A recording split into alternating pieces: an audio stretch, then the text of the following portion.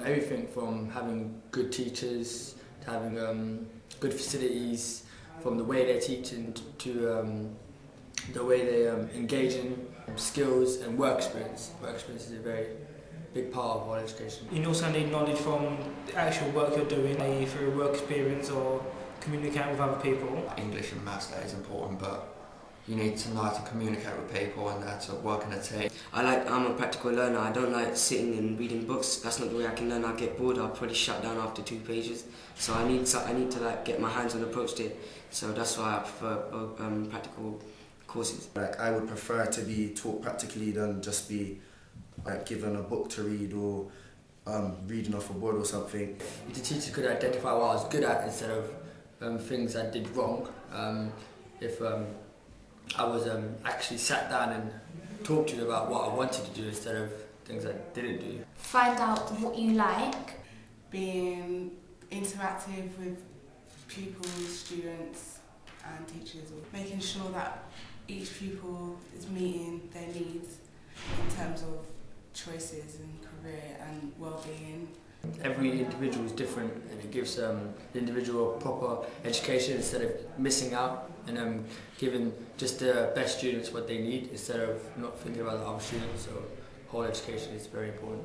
It allows students to express the feelings of how they've been taught. They should have a right to do that because they're the ones that are getting taught. It's going to impact on their future. It's important because we need to gain the variety of different learning styles that suit us rather than being on just say academic.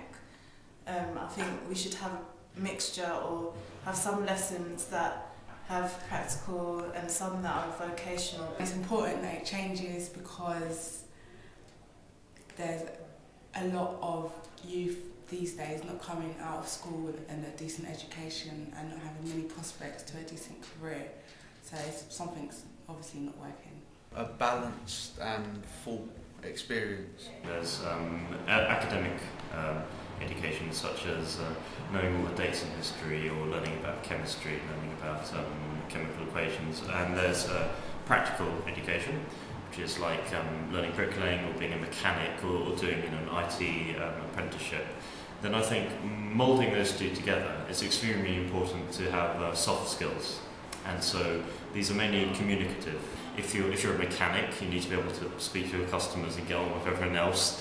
If you're a university professor, you need to speak to your students. You need transferable skills, you need to know how listening skills, you need to know how to speak to people, you need analytical skills, you need all these different things and a lot of people skills. That's what personally I reckon education should be about, because after when you go to an interview trying to get the job, apart from looking at your results, they want you to talk to them and they want you to have a one-on-one conversation confidently. So that's all people skills, so that's what I reckon one thing you need. Learning how to be good communicators, learning how to be confident in things such as public speaking and more intimate things like interviews. So it's just more than GCSEs, you do need to know skills to survive outside of school. They've now put sports into A-level perspective, but it's not called A-levels, it's called NVQ. It's good because you've got your portfolios, obviously your theory work,